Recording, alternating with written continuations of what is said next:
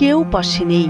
অবহেলা আর অনিশ্চয়তায় এভাবেই দিন কাটছে বাক প্রতিবন্ধী হাবিজার। হাবিজার রহমান গাইবান্ধার পলাশবাড়ী উপজেলার রামপুর গ্রামের বাসিন্দা। জন্ম থেকেই তিনি কথা বলতে পারেন না। তার উপর ঘাড়ে শনাক্ত হয়েছে বড় একটি টিউমার। তার চলাচল কাজকর্ম করতে পারে না। এখানে একটা টিউমার হয়েছে। বহুদিন যাবত দেখি, আমরা ছোটবেলা থেকে দেখে আসি, এটা খুব জ্বালা যন্ত্রণা করে।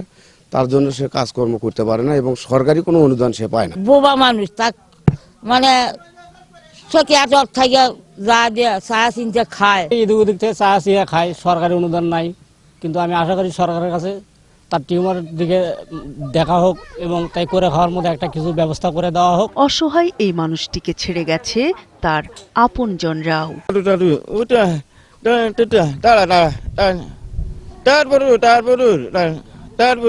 ৩ বছর আগে তার নামে প্রতিবন্ধী কার্ড হলেও বরাদ্দ ভাতা যাচ্ছে শাহিনুর বেগম নামে এক নারীর মোবাইল নাম্বারে। সরকারি কর্মকর্তা নই আমি। এই গ্রামের থেকে আমি প্রতিবন্ধী নিয়ে যাও উপজেলা চেয়ারম্যানের সাথে যাই। আমি কয়েকটা ভাতা করছি, 8টা ভাতা করছি। মেম্বার চেয়ারম্যান নয়, আমি গ্রামে থেকে আছি করছি।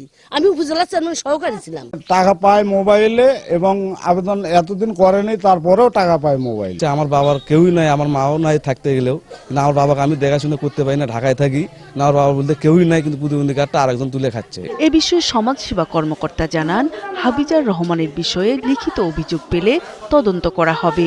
লিখিত অভিযোগ না দিলে আমি সমস্যার ধরন বুঝতে পারবো না, এবং সমস্যার ধরন বুঝতে না পারলে আমি এটা আপনি অবগত আছেন কিনা সমস্যার ধরন বোঝার জন্য লিখিত অভিযোগ দিই। হাবিজারের প্রতিবন্ধী ভাতা আমার কি কথা হচ্ছে যে আপনি অবগত আছেন কিনা অভিযোগ দিলে আমি সমস্যার ধরন বুঝতে পারবো এবং ব্যবস্থা নিব।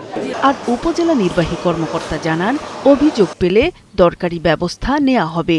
তো যদি এরকম কিছু ঘটে থাকে, আর ভুক্তভোগী হাফিজার রহমানের কথা যে বললেন, যিনি সত্যিকারের প্রতিবন্ধী কিন্তু ভাতা পাচ্ছে না, উনি যদি আমার কাছে আবেদন করে, তাহলে এটা আমরা যথাযথ তদন্ত সাপেক্ষে প্রয়োজনীয় ব্যবস্থা গ্রহণ করব। দ্রুত তদন্তের মাধ্যমে হাবিজার রহমান যেন তার ন্যায্য অধিকার ফিরে পান, প্রত্যাশা এলাকাবাসীর। নূর তাজবিন নীর, ৭১।